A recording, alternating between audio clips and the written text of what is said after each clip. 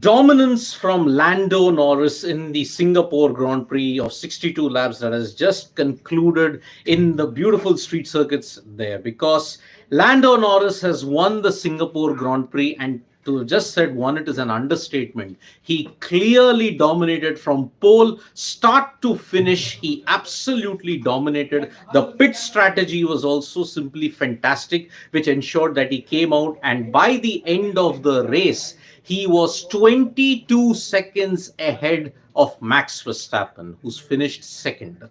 Oscar Piastri had a rough start, but then he bounced back in that entire pits scenario that was there, and he managed to finish in third position. So, Lando Norris absolutely flawless, pushed the car to the limits, and that is why now he has managed to win his third race of the season and has once again cemented the fact that yes, if there is one contender to Max Verstappen in this title race, it is Lando Norris, Oscar Piastri, and maybe to a certain extent Charles Leclerc. But Charles Leclerc also had a very rough, you may say, Singapore Grand Prix, finished outside of the podium.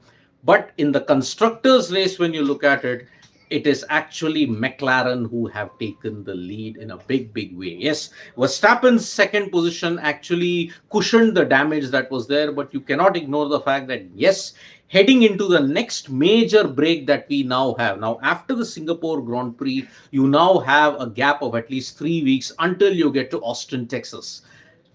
Red Bull have a lot of work to do, because Red Bull were off the pace, and even here they managed because of strategy and skill in Singapore. They got a good qualifying time, and Max Verstappen drove the car to its limits, but they are still struggling with pace and certain kind of aerodynamical issues, which have meant that yes, McLaren hold the clear-cut edge. Yes, with this, the gap has now reduced to only 51 points at this stage between Lando Norris and Max Verstappen. You can also argue that Leclerc also put in a solid show. Lewis Hamilton also slipped down the pecking order. He was third, and at one point in the race, he was looking good for a podium finish. He's had a good record in Singapore in the past, but unfortunately, Lewis Hamilton just could not maintain the momentum. Somewhere in the pit strategy, it went wrong, and because of that, he managed to slip down and he ended outside of the podium. So it was a McLaren 1 and 3, not exactly McLaren 1 2, it was a McLaren 1 3 with Norris and Piastri in 1 and 3. Max Verstappen sandwiched in between for the second spot. Now, October 21st is the next time when they will resume F1 with Austin being the race. And basically now you're gunning down to the business end of the season. Max Verstappen might somehow survive with the car that he's gotten after the season's break. Imola was the last time he had shown that dominance, but since then, he's really been off the pace.